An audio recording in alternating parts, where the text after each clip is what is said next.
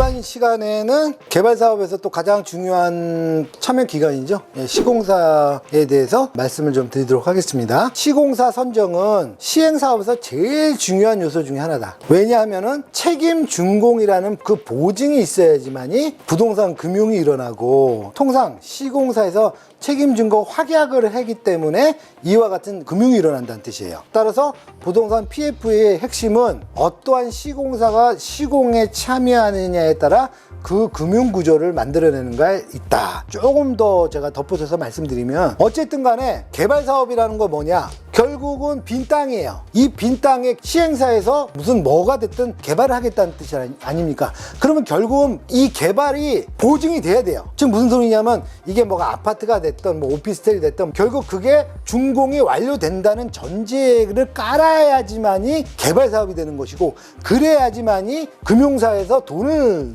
조달하는 거거든요. 만약에 이게 안 한다 그러면 누가 돈을 빌려주겠습니까? 그렇기 때문에 어떻게 하냐, 대주단 입장에서는 반드시 이것이 책임 준공이 된다는 보증을 해라 라고 하는 거에서, 그 보증을 누가 하느냐, 바로 시공사에서 그 책임 준공에 대한 보증을 한다 이거예요.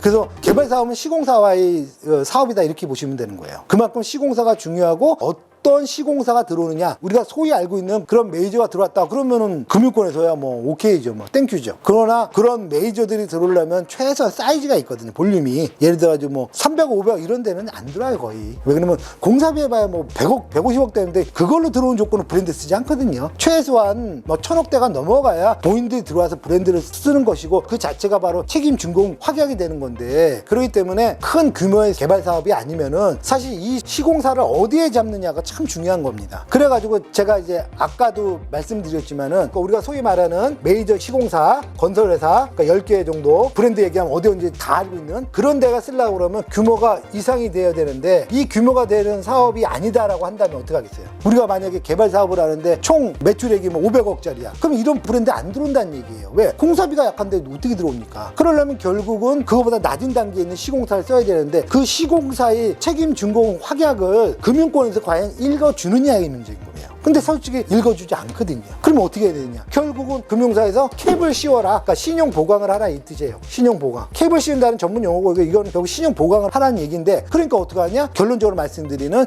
신탁사에서 그걸 대신해서 신용 보강을 해주는 거예요. 그래서 요즘은 시공사 책임 준공보다도 더 많이 하는 게 신탁사의 책임 준공이다 이렇게 얘기하는 거예요. 그러면 신탁사가 시공사가 갖고 있는 낮은 신용도를 신탁사에서 메워주는 거예요. 그러면서 당연히 수수료를 받는 것이고, 그만큼 신탁사는 시공사에 대해서 핸들링을 한다는 뜻이겠죠. 자, 또 읽어볼게요. 부동산 PF는 나대지죠. 나대지. 향후 세워질 건물을, 향후 세워질 건물이에요. 근데 문제는 뭐냐면, 과연 향후 세워진다는 걸 어떻게 확약할 거냐 이렇게 나오는 거예요. 그러지 않겠습니까? 돈 빌려준 입장에서 이게 완공이 안 되는데 어떻게 돈을 빌려주겠어요? 그러니까 그게 가장 핵심이 되는 거예요. 그래서 그걸 담보로 대출을 일으키는 것이기 때문에 제일 중요한 건 뭐냐, 건물이 확실히 세워진다는 확약이에요. 확약. 그래서 책임 준공은 확약입니다. 근데 예를 들어 가지고 확약을 했는데 더블 B-가 되는 시공사에서 확약을 해준다, 이걸 읽어주겠냐고요? 안 읽어주지. 왜? 이 자체가 신용도가 이미 낮은데 그걸 어떻게 하냐 이거죠. 그래서 이 정도 갖고는 안 되고, 최소한 트리플 B 플러스에다가 플러스 신탁사가 보강을 해라 뭐 이런 식으로 해서 해주는 거예요. 어떤 경우에는 예를 들어서 시공사끼리 컨소시엄도 일어나요. 트리플 B 플러스에서 시공권을 따냈는데 혼자 갖고는 안 되죠. 금융권에서 읽어주지 않으니까. 그러니까는 메이저 업체를 딛고 오는 거예요. 그거 가지고 같이 컨소시엄을 해서 시공을 참여하겠습니다라고 예전에 많이 했었어요. 그러면 이제 그거 읽어주거든. 근데 요즘은 이제 이런 식으로까지는 안 하고, 굳이 그럴 필요 없이 그냥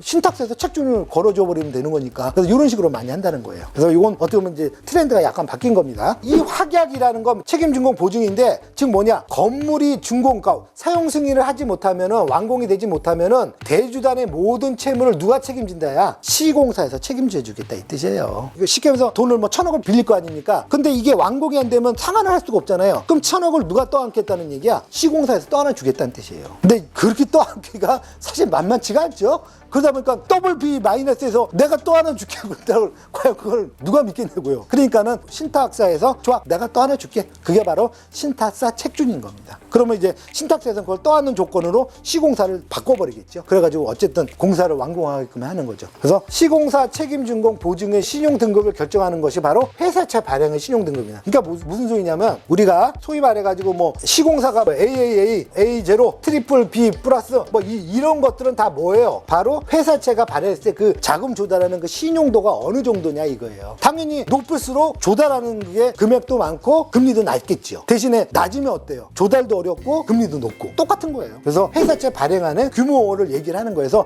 실제로 회사채가 시장에 나왔을 때 이것이 자금 조달하는데 문제가 있느냐 없느냐. 더블비 같은 경우다 이러면은 사실 회사채 발행한다고 해서 돈이 모이질 않아요. 누가 사겠어요? 정크본드 수준인데 자금 자체가 모이질 않는 거예요. 그 다음에 시공사의 능력에 따라 결국 이게 단순히 PF로만 연결되지도 않아요. 중도금하고도 연결됩니다. 중도금도 똑같은 거거든. 그러면 수분양자가 분양이 완료되면 중도금에서 계약금 외에 중도금 4회차 5회차 해가지고 40% 50% 나오잖아요. 그럼 결국 중도금도 똑같거든. 왜? 이게 완공이 돼야 잔금대출로 전환돼가지고 받아올 텐데 완공이 안 된다 그러면 중도금 어떻게 해주냐 똑같이 나오는 거예요. 그렇기 때문에 중도금 대출도 할 때 제일 먼저 뭘부터 보냐? 시공사의 책임증거 확인이 있느냐를 보는 거예요.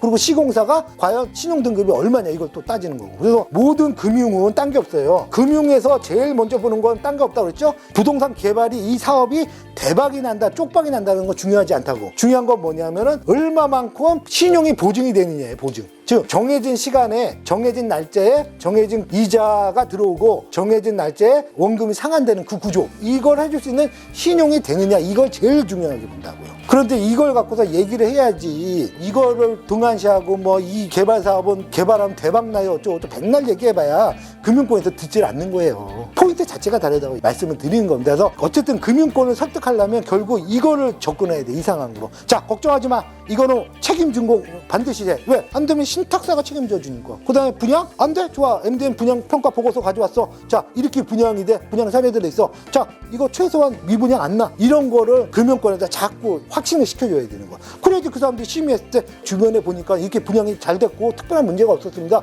그래야지 심의를 통과한 거예요. 금융권도 다 심의를 거쳐야 되는 거거든. 그래야지 나중에 통과돼서 기표를 찍는 건데 안 그러면 심의에서 부결이 돼버린단 말이에요. 그래서 이런 것들을 자꾸 금융권에다 어필을 하는 거예요. 이 사업이 대박이 나요. 그런 거 백날 어필해봐야 CR이도 안 맥힌다는 얘기예요.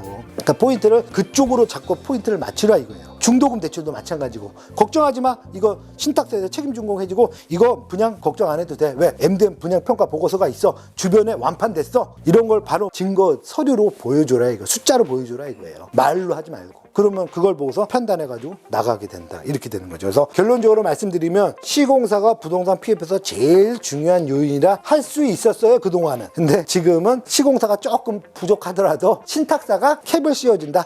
무슨 얘기인지 아시겠죠?